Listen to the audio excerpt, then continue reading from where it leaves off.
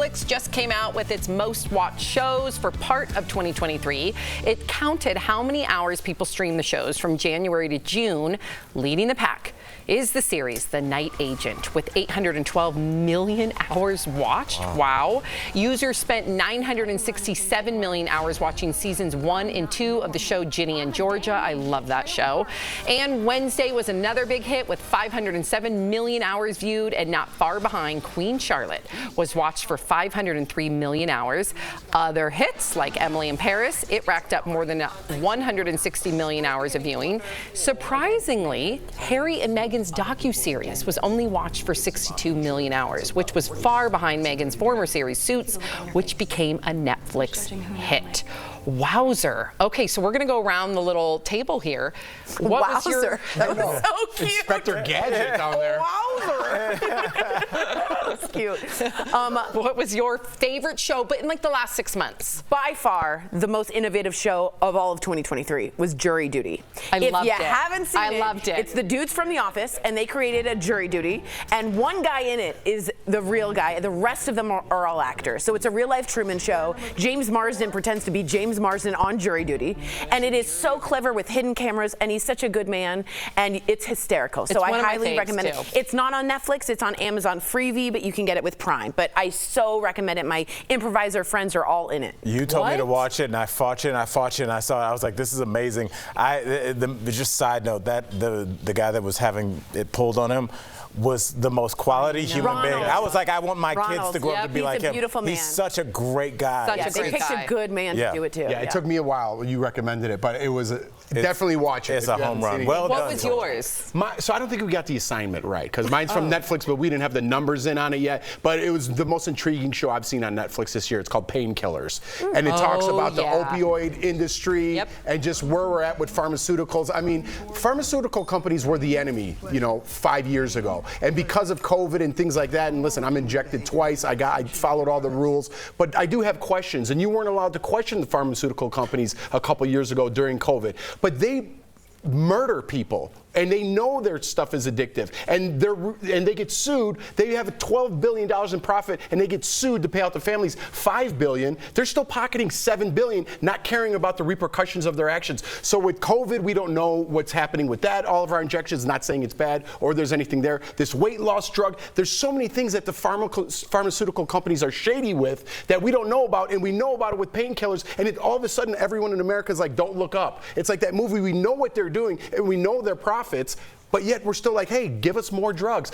Give me this to calm me down. Give this to my kid. I don't know if it's a great idea. So it really opens your eyes. That series, 1,000%. I haven't seen it. Oh, it pulls the wool right over. Oh, wow, you'll see it. Okay. No, it does the opposite. You want to do the opposite of the wool. Yeah. Over, right? Take it away. I've got my wool over you. Yeah. Put these wool glasses on and really find out what's happening. That's what I... Okay, pull the wool away. Go ahead, Erica. Good endorsement. Oh, me? Hey, yes, follow that. Welcome to the show. I was just going to say Ginny and Georgia. I love that. I know. Erica, you got me into the series. Yeah, because it's something where it's interesting. It's interesting for a lot of reasons. One, we would have never seen a cast or a family dynamic like that in the locations that they're shooting them in just years before. So that's interesting to me. Also, it's a show that you can watch like as an adult or a teenager. So I was just talking to Marcy, our stage director, and we were saying it's kind of like a dark Gilmore Girls. Is that what it looks like to me? Is that what it is? It's a thriller. Yeah, there's a major cliffhanger. But yeah, for Netflix shows, that was something that got me that I didn't anticipate it getting me. No, and I think it does show that it reflects what a lot of people's households look like, regardless of these hard, cold stats we see on the news, like, white working class and black women and Hispanic. It's like, no, a lot of people's houses, everybody looks different, but they're all family. It doesn't matter.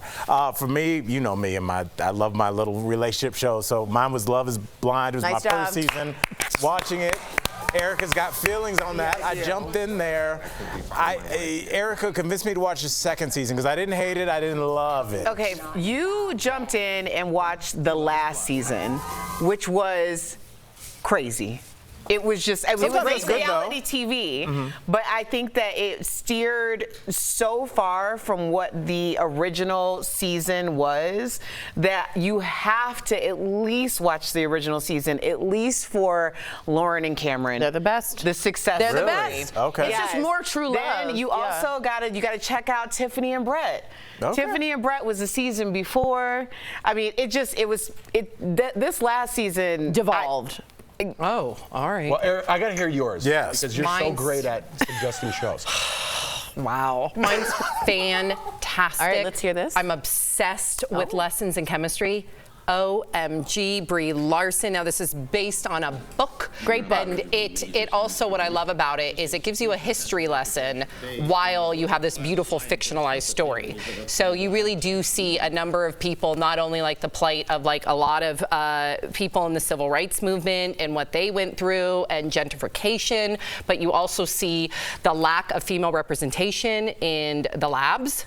I've been telling you to watch this. As somebody that worked in labs, it is a wonderful story. My husband loved it. Chris loved it. Why do I have to get other people to say other people like this? you started don't with believe Anne it. Sam, you know, Like, you never even saw Anne with an we E. tried. never will. That set you back, but now I'm ready. It did. But now, not Sam, you fair. know I listen to you. It just takes. Tori knows it took a couple times with jury duty. You have to push a continue little. to recommend it. I'm in. Watch Lessons with Chemistry. It is not on Netflix. It's on Apple. But oh my gosh, you will love every moment. Oh my gosh, Bill Pullman's son is in it. Okay. I'm in. Oh, wow. I don't think Bill Pullman's son is that excited he's in it. Roger Pullman. This guy went to high school with Bill Murray. He's in there. Light bulb literally went Why off. don't you lead with that? Wow, burying them. I'm so glad y'all responded that way because I was like, well, who is Bill Pullman? Well, And who that's is the his best son? part about it is he looks just like a young Bill Pullman, so it forces you to Google, is Bill Pullman's son in it? And that's what I did, and he is. All right. Okay.